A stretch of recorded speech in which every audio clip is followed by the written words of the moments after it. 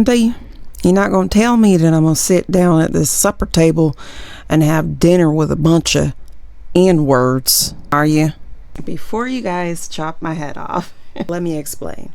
Now, this was me back when I thought that I had to look a certain way. Let's rewind about maybe 20 years ago. Now, when I say 20 years ago, you guys are probably thinking that I'm looking something like this, but that's not the case. Actually, I'm much older than you may think. Here is about 20 years ago, and 20 years ago, I was married into, I would say, a semi-racist family. And yes, we're talking about my ex-husband was white, okay? And I was sitting down for Thanksgiving at the dinner table, and one of the family members, one of the older family members, came to the table and said basically that he was not going to have Thanksgiving supper sitting at the table with a bunch of N-words. That was very difficult for me to deal with, and nothing was done about it, actually. I just got up from the table and I actually went to go sit in a different room with my little ones to eat Thanksgiving. It was crazy, you guys, crazy. I'm telling you. So anyways, I thought, and this is like very difficult, and I just came to the realization about the way that I was thinking actually this year.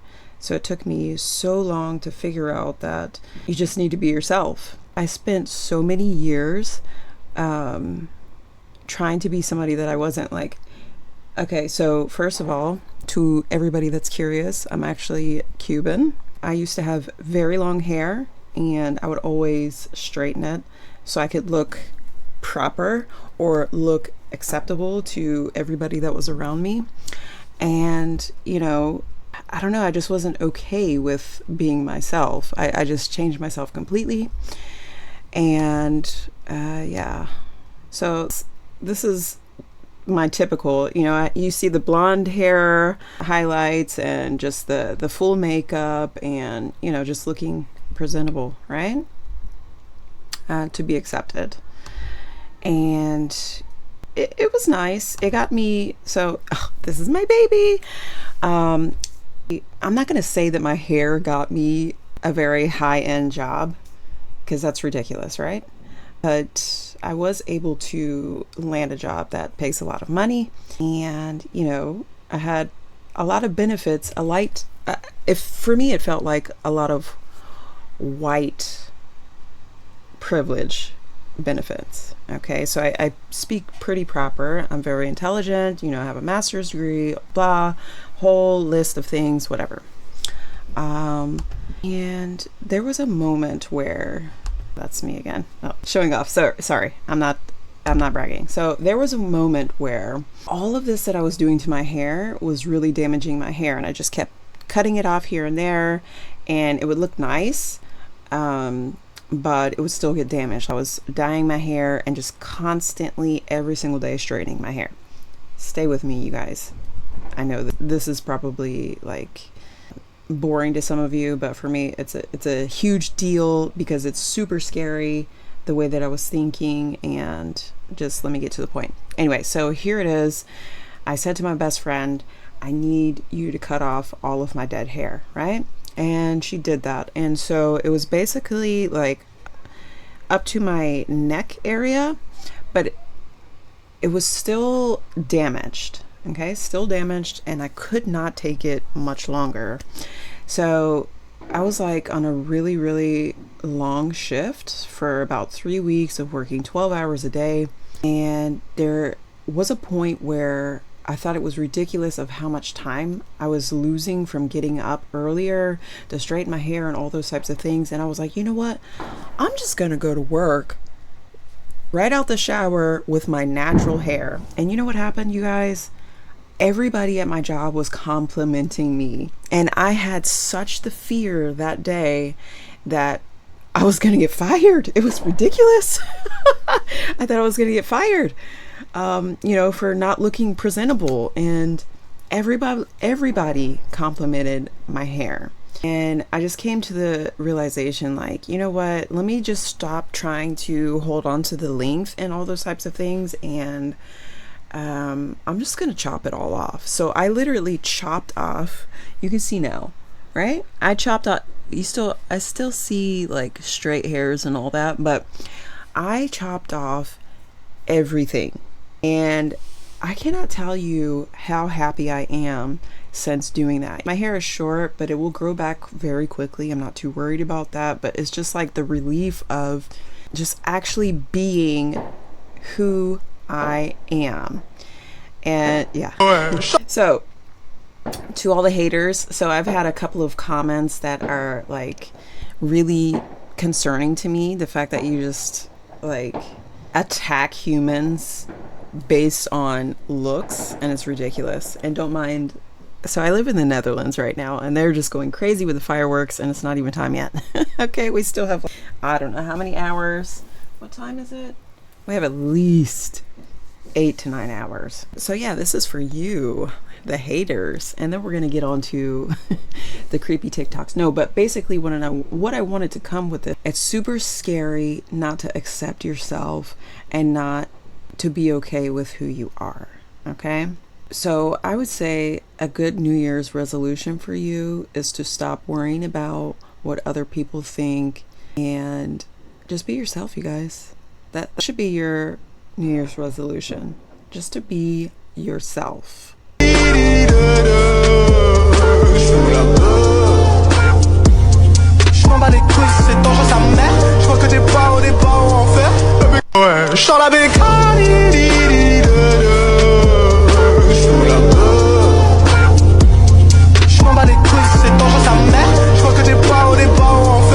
Treated fairly as white people. It's not fair. Are we white people? Yes, we are. The relief on that young man's face when he found out that he was a white person, incredible. And I don't know about you, but when he said, phew, I felt that so much. And it's such an incredible thing to witness how easy it is to acknowledge your privilege with a simple phew. That child will put an end to racism, and he is now my white ally. There's a lot of people with black skin. I mean, I'm a little bit conflicted with his response to that, because for me it's not funny. Who don't have Negro features. Right, and the problem would be... I don't know what the problem is. I wish I did know what the problem is. Hey, you're a racist now! Ring around the bleak. I think the nursery rhyme, Ring Around the Rosie, is about the plague of the Black Death. Ring around the rosy. That is a skin symptom of the plague. Like here, everywhere else, there are rings around. Pockets full of posies. The plague doctor got posies in his pockets because of the smell of the plague. Ashes, ashes. They burned everything down which came in contact with the plague. Everything. We all fall down. I think this explains on its own. So this is a song you would sing to your children when you know that this song is something about the plague back in the times. Let me tell y'all a true story. Be so boom, watch this video to the end. Who is this? TikTok. This is for entertainment purposes only. Let's go. Who in the world is this? I'm telling you guys, get ready. 2025 is almost here, you mother. So that, we gotta get to the bottom of this, guys. Come on. I'm telling you right now, guys, who the hell is that guy floating on the water, standing on the water? I mean, that guy right there can't believe it. This is ridiculous. Get ready. Come on. No.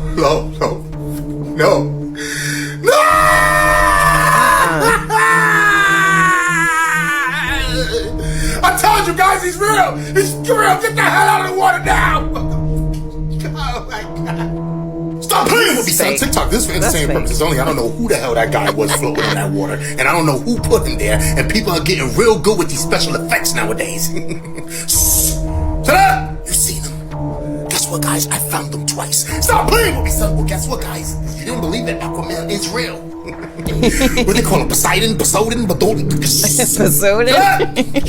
Stop playing with me, son. It's not a game out here, guys, and you know what's about to happen. You better stay out the water. Why do you think all of these animals in the water are now coming out the water? They no longer want to be in the water. Shut up! Because the A's are now in the water, which are the FA's, and they open up for civilization. And they go, shut up! Stop playing with me, son. It's not a game out here, guys, and I told you to stay out the water. I don't care how much you like the beach. Go buy a pool and swim in your backyard. Stop playing with me, son. It's getting real out here, guys, and 2025 is right around the corner. But I tell you one thing, if I'm ever out at the beach, swimming with my family, having a good time, and I see some shit like that floating in the water, all right, guys, it's time for us to get up out of here. Please tell me you have all seen this. There's no way it's a coincidence. Take a look. By the way, since I've been watching all these videos, I don't even have the desire to go to the beach anymore. I'm so, like, I used to be a true beach bum, and yeah, I'm not going there anymore. It's too many things going on. Too many things. Nope, not for me. Not any longer. Let's turn on the TV. This looks very familiar. It's from the film Signs. Mexico City officials, as well as U.S. officials, have confirmed that these are not aircraft from either government's air force. First sighting was made by an Air Mexico 747 en route from Mazatlan to New York as the unidentified crafts entered Mexico City airspace. They were not detected by radar by either country.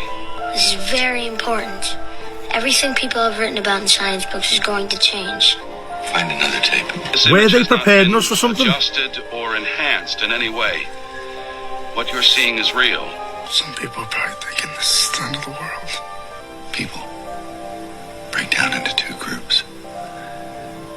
When they experience something lucky, group number one sees it as more than luck, more than coincidence. They see it as a sign. Evidence. You're right on top. There it goes. Look, it's dropping. It's dropping. It's dropping. What is this? Oh, man! You gotta call it in. Call in. You get your phone? Oh, this is incredible.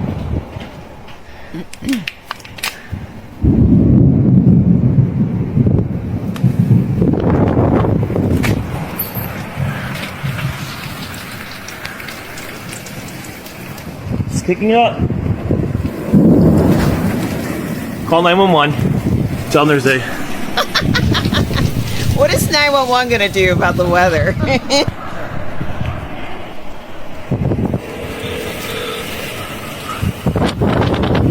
Debris!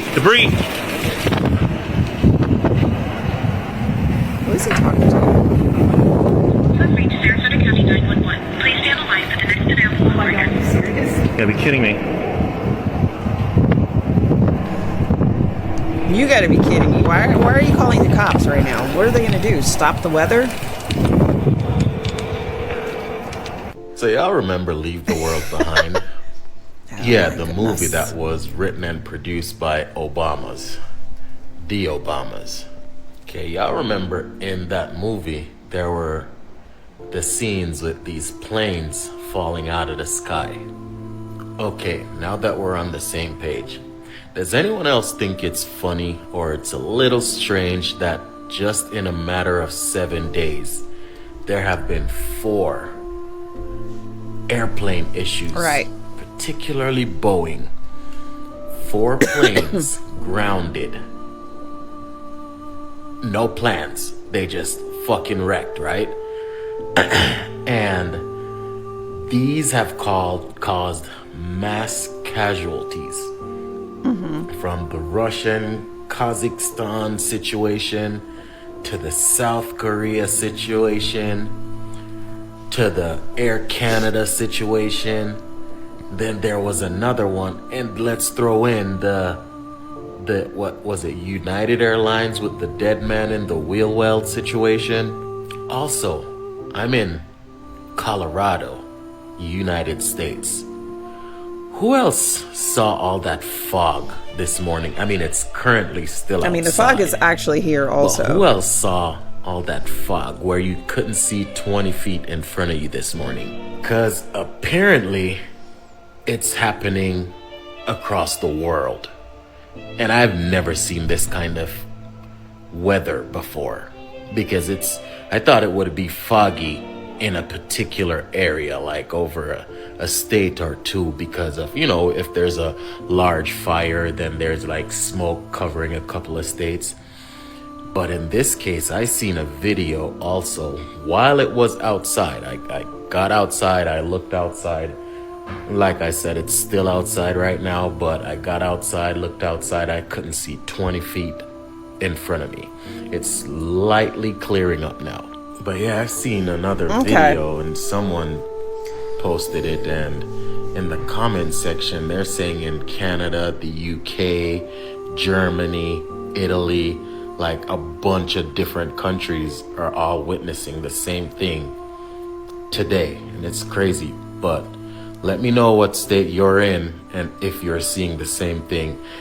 And also, what's your opinion on leaving the world behind and all these falling planes falling out of the skies, causing mass casualties? What are your thoughts? Oh, wait, I told y'all I was right. Remember on the video, maybe you don't, when I said that the time was off?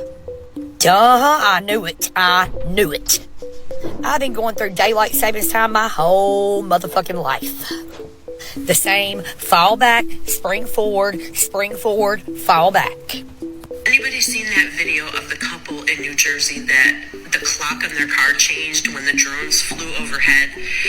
Because I was thinking today that time is flying by. Now, I just want to say, before we get deeper into what she has to say, keep an open mind. For those that have never followed me before, keep an open mind. Okay. But for those of you that have been on my page for a while, you know what time it is, or do we really? And I feel like we're getting drained like 20 minutes a day, maybe. Because we are. More, we could be getting drained. I don't know at this point.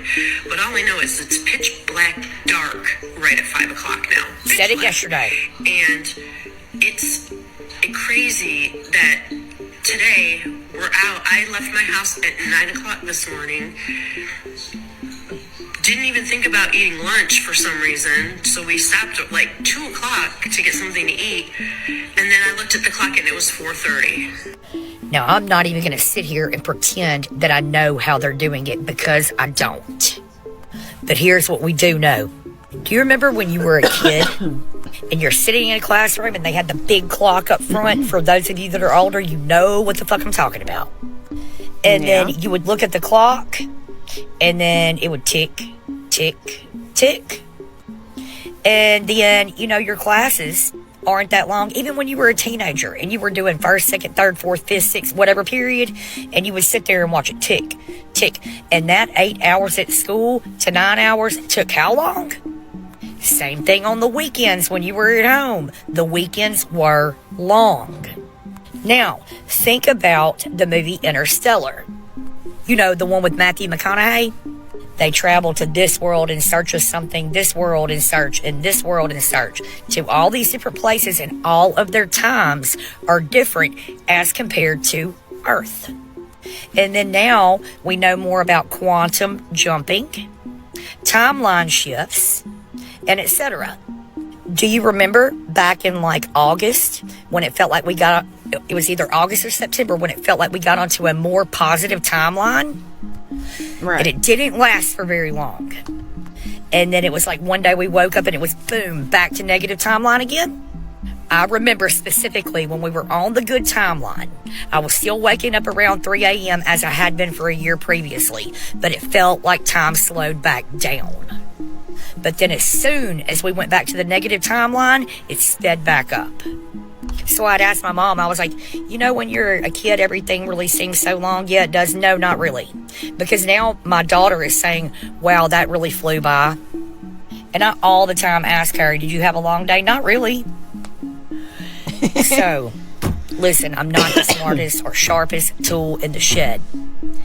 Could it be, like the lady in the video said, about the drones? And I had another person tell me in my inbox that they know somebody at a department that, can't say it on here, but they know somebody at the department store that told them that they are not DRONES. I'll make a video on it later. But is this a timeline spell it out. Is it a timeline warp? Is it CERN?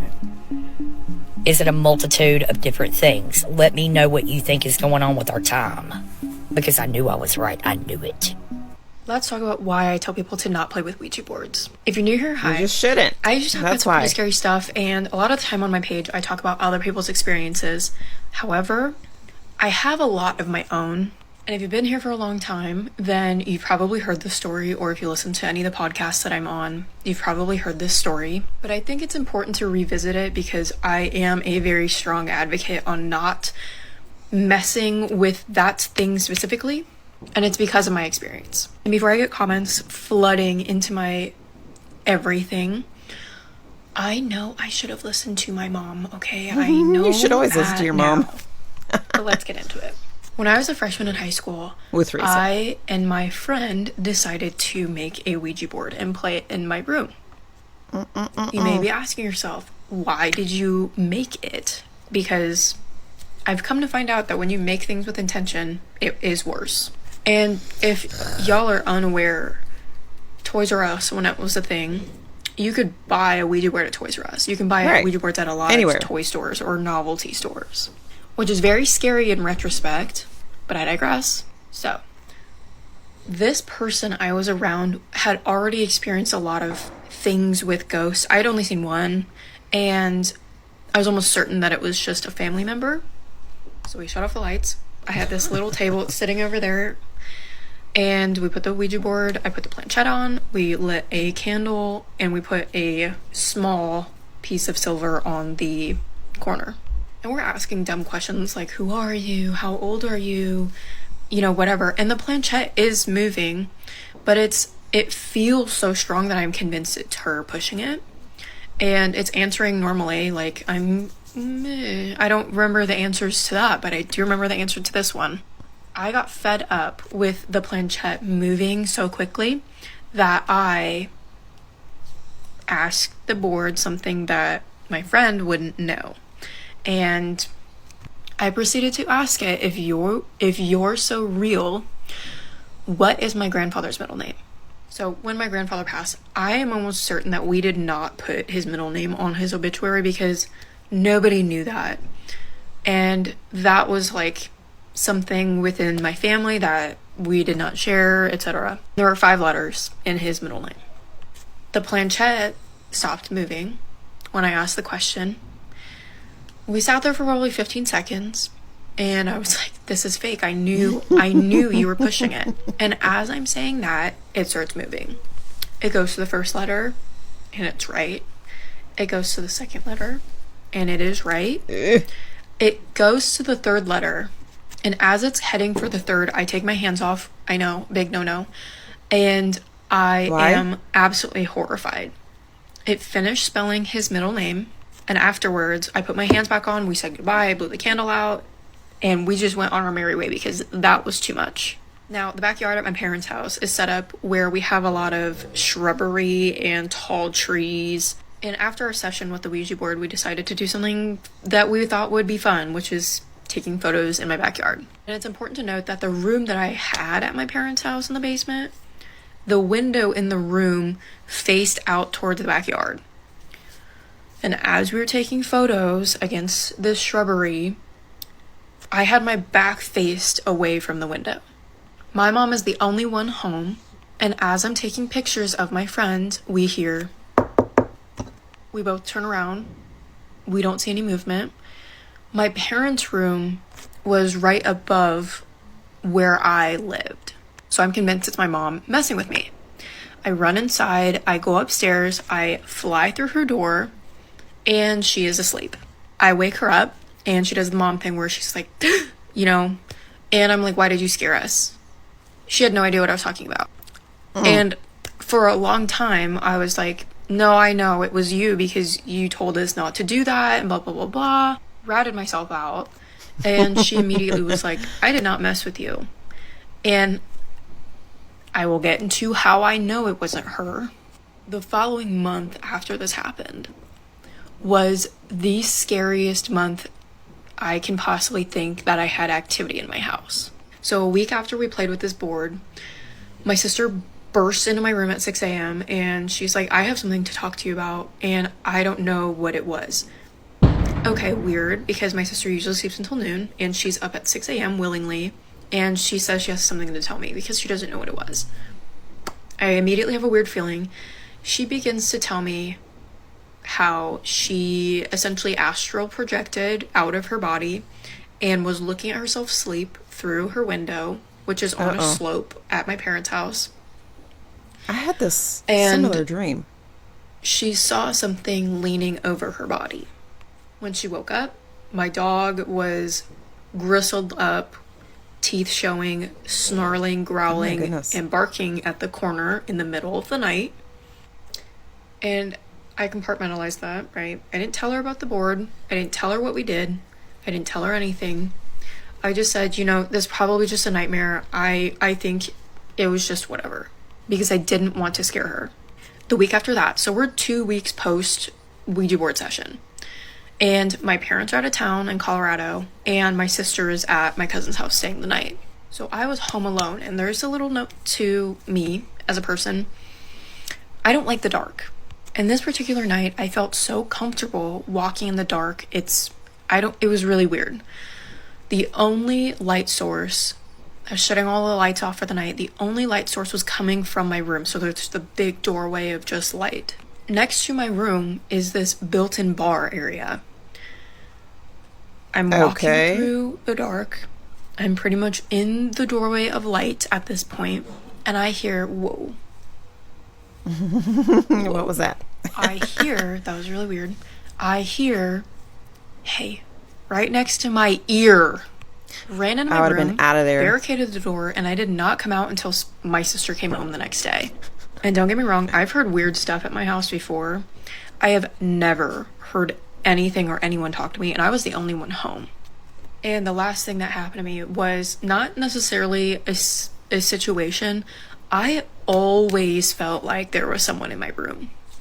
I always felt like there was someone either standing outside my window, like my sister dreamt about her doing, or I always felt like there was someone in my closet.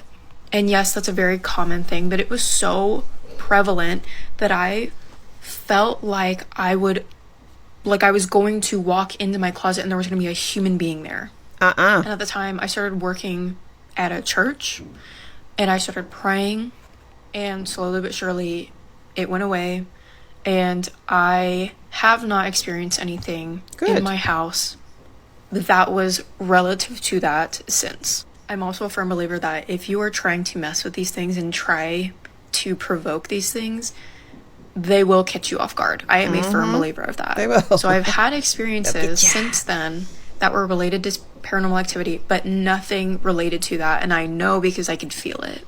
So that is why I don't mess with those anymore. I don't think I will ever touch another one ever. And in my story about the museum, that is what made me extremely nauseous. And I'm convinced it was because there was something attached to the board.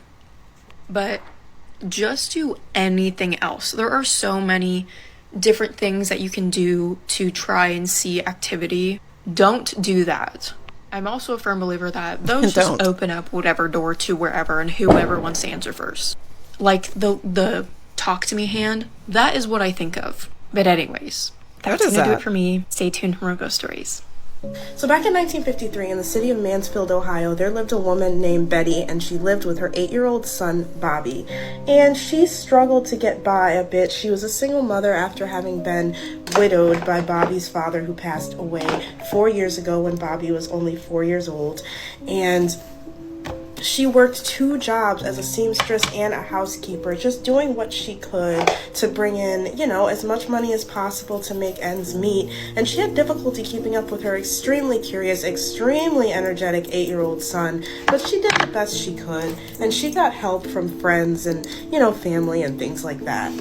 Now one day she takes her son out for a picnic at the Lake of Aletheia, and this area is absolutely beautiful. There's tons of grass, tons of fresh flowers, which is another part of the reason why she came, because she wanted to pick a bouquet of fresh flowers.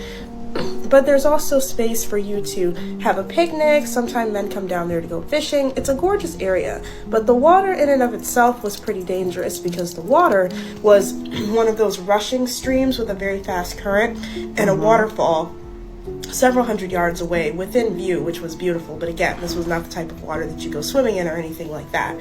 So after they finished up having lunch, she asked him to stick by her side while she picked out some flowers that she was going to give to one of the girls that went to her church because she was expecting her first baby. But Bobby, of course, being a rambunctious 8-year-old boy with a short attention span and lots of energy, begs his mom if he can go play with his ball a little down the stream and see if he can see any fish. And eventually, his nagging and bugging, she gives into and tells him, okay, sure, go this many yards away, but don't end up out of my sight. But while she's distracted and picking flowers, guess where Bobby goes? Completely out of her sight. And when he does, he accidentally drops his toy ball in the water. But he's in luck, because instead of it being swept up and rushing straight down the stream, it gets caught between a rock and a log that's laying in the water. So Bobby climbs to the edge and he reaches towards the water, and his fingers actually get on the ball, but he accidentally can't grip it fast enough, so it slips away and gets caught up in the stream. And without even thinking, Bobby reaches even further and falls into the water after it. And when he falls in and the water starts to carry him away quickly, he immediately lets out a scream that his mother hears, and she shoots up like a deer and begins running to look for her son. And when she finally sees him, she tries her very best to reach him, but she can't reach him. He's too far. And as a mother who loves her son and who's already lost the other member of her family, she makes one desperate effort to get into the water, but she ends up falling into the water, and they both succumb to the stream. Their bodies are discovered a few days later when the water is calmer and some men come down because they had intended to fish in the stream. After that, it goes from being known as the Lake of Aletheia to the Lake of Death. And when people go down there, they say that they can still hear Bobby's voice laughing, crying, calling out for help. So they say that the whole entire area is haunted and that anybody who goes down there should be wary of the water. So we're going to fast forward all the way to 2010, and there's a man named William Carter. And William Carter is a very highly intelligent man. His dad owned a butcher shop when he was growing up, so he was trained as a butcher, but instead of following in his dad's footsteps and taking over the family business, he decides to go to college for surgery, and he is very good at what he does. Nice. He actually graduates college. Like I said, he's a highly intelligent man, and he gets hired at a local hospital in the Mansfield area, and he starts working as one of the surgeons. So you would think that being this educated and having a skill that great would mean that his life was pretty set, but oh no. No. Things don't exactly go well for William, who from now on I'll just call Bill. See, Bill is extremely obsessed with very strange things, and he makes his coworkers very uncomfortable. He frequently compliments a certain world leader from the 1930s because he said that he was a scientific innovator and we need more people in the world like him. He says that he believes that he can use the supernatural to perform different procedures on people to heal their illnesses. You know, stuff like that that's making people really, really, really uncomfortable with this guy.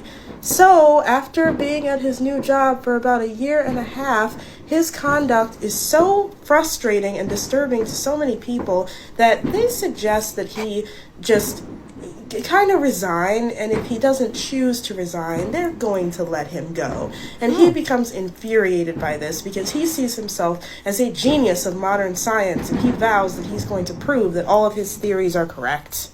So he uses the money that he has to buy himself a property down by what was previously known as the Lake of Aletheia, that the people began calling the Lake of Death in the city, but it's pretty much gone back to commercially being called the Lake of Aletheia, and there are a bunch of campgrounds out there, and there's basically nothing but campgrounds and then really nice mansions that have an excellent view of the water that are kind of up in a hill, and so he stashes up one of those mansions. At the same time, there are these two women, Jenny and Katie, who are girlfriends, and they decide to do a camping trip out there over the weekend. But Katie is obsessed with all things urban legends, and she wants to go down to the Lake of Death, Lake of Aletheia, whatever you want to call it at this point, and she wants to see if she can hear any of those famous screams and cries that allegedly you can hear of Bobby down there still. And her girlfriend isn't really that interested in it, but she gets drug along down there anyway. Now, when they get down there, they're exploring, they're having a good time. Jenny pulls some little pranks where she tries to How much makeup is she going to put on? You know, they're having fun until suddenly Katie becomes extremely serious and she asks her girlfriend if she can hear what she hears, to which she says that she can't. But Katie very strongly hears the sound of a little boy crying and asking for help, just like the legend says. But even though she's aware of the legend, she is actually there and she's experiencing it for real for herself, and she did not believe in any way, shape, or form that she was actually going to encounter anything. So, using the logic part of her brain, she says that there absolutely must be a child down there that is actually crying out for help and they need to go investigate it. And her girlfriend is really surprised because, again, she does not hear anything. So she just thinks that her girlfriend is messing with her at first, but when she starts off running in the direction of where she hears the screaming, she takes off after her, but she disappears around a bend, and sadly they lose each other.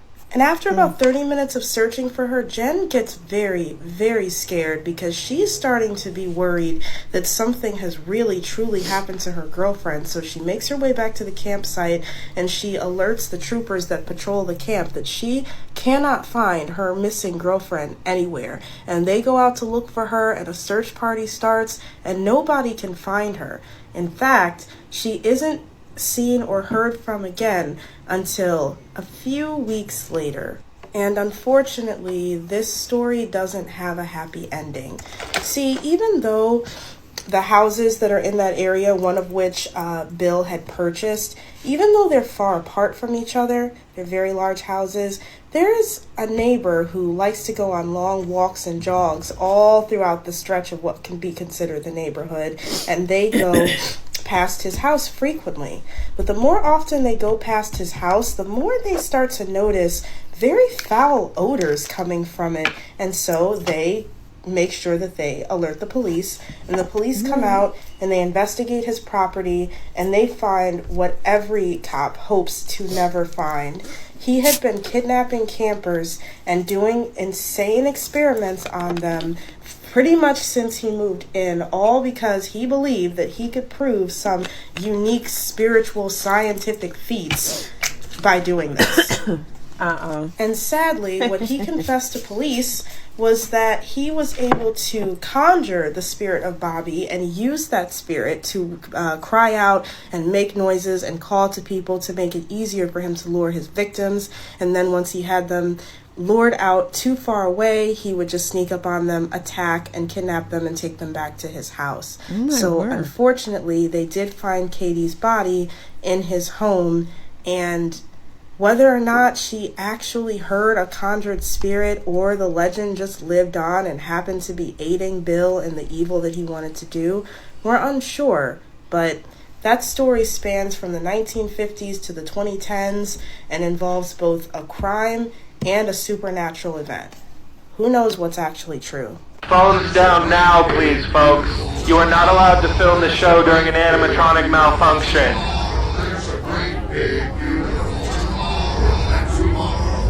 We are going to have to complete the cycle of this show despite the malfunction, so if you could please just sit tight, keep your hands in your laps, and keep phones... Charles Lindbergh is about to fly a single-wing airplane.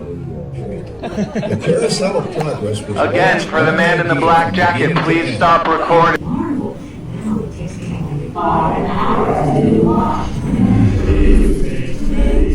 Oh, that's right, folks. Now Sarah has time for other things. Again, I want to thank most of you folks for following directions and sitting tight during this issue. We're going to have some lightning lane vouchers available for your patients. However, for the man in the black jacket, can you please find a cast member? I wonder if the man in the black jacket is the one that posted this video. What in the heck is going on? What is this? I've never seen this in my life. Oh. Why are you holding? Just put it down now. I mean, what about the bird flu? Oh, God. Oh, you're She's so dying. close. I Put it can't. down. I'm glad she's getting this out. What in the world? I don't know, but Poor put her girl. down. Oh my God, I love you so much. I know, baby, that must feel so good, but so awful. I hope it stop feels it. good. I know you're dying. Pretty girl. I love you. I got you, Oh, okay? please. I got you. All right? Okay, good girl. Oh, stop touching it. Listen. You're such a strong lady. You are so strong. So I'm gonna make this short. I really don't know what to do right now, but I'm definitely gonna find something to do with myself, and I'm just getting on here and basically let you guys know what's going on, because I am on my husband's phone under King's Castle Entertainment or whatever, and I don't know where the hell he's at. Long story short, I don't know where he's at. We are in Daytona for the weekend, and he walked off last night. I don't know. I don't want to talk about it, I guess. I just got on here talking about, I don't want to talk about something. Look, at the end of the day, I'm just making sure that I leave a... Daytona. He walked off. Sorry to say. And you don't know where he's at right now, and you have his phone. Girl. Are y'all on vacation? All I know is when he does come back, he needs to get tested. Okay? Record of what the fuck is going on, because this man's phone is right here. I'm using it right now, so I don't know where he's at. He can have another one.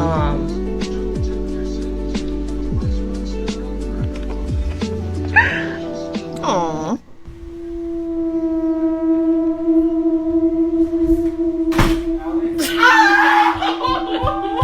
Oh my God! And why were they laughing? Because that's not funny.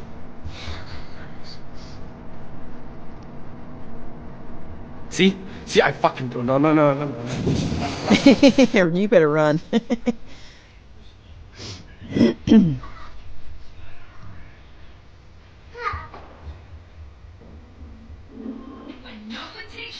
See, babies can see stuff that we can't.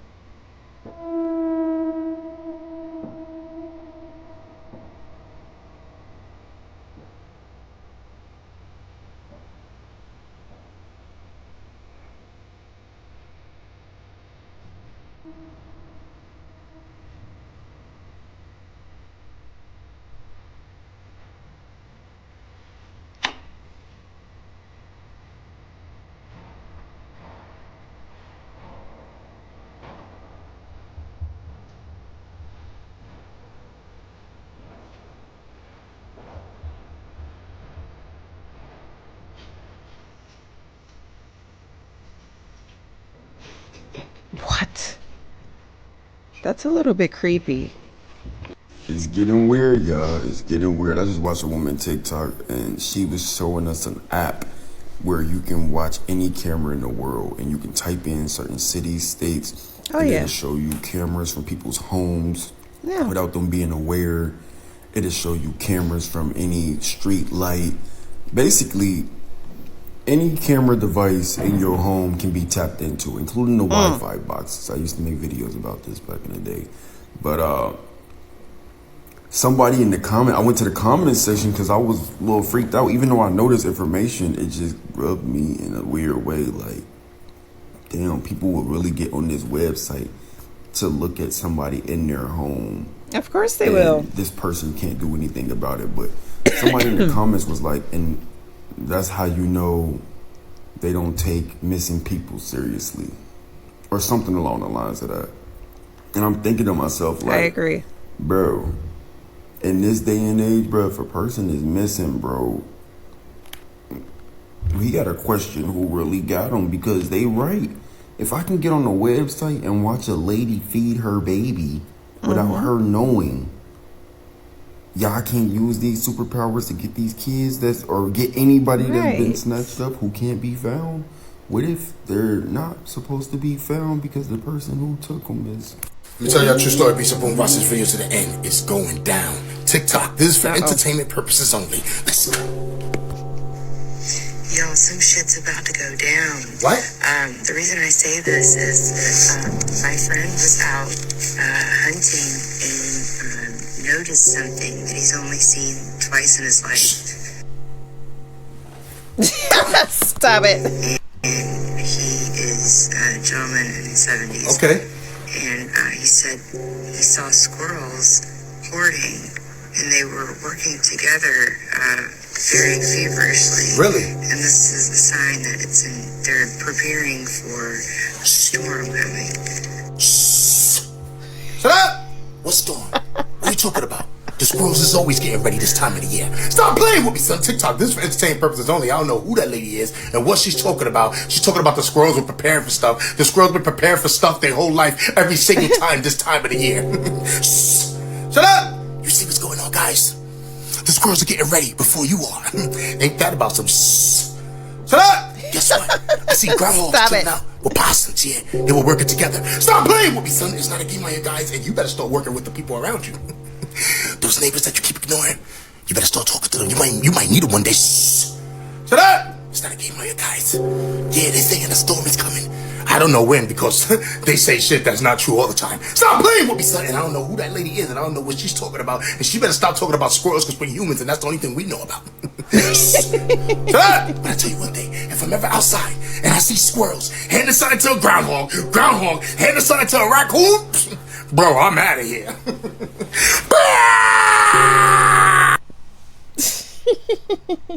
Alright, that was it for this video. Please let me know if you enjoyed this video in the comments below, and I will see you in the next one.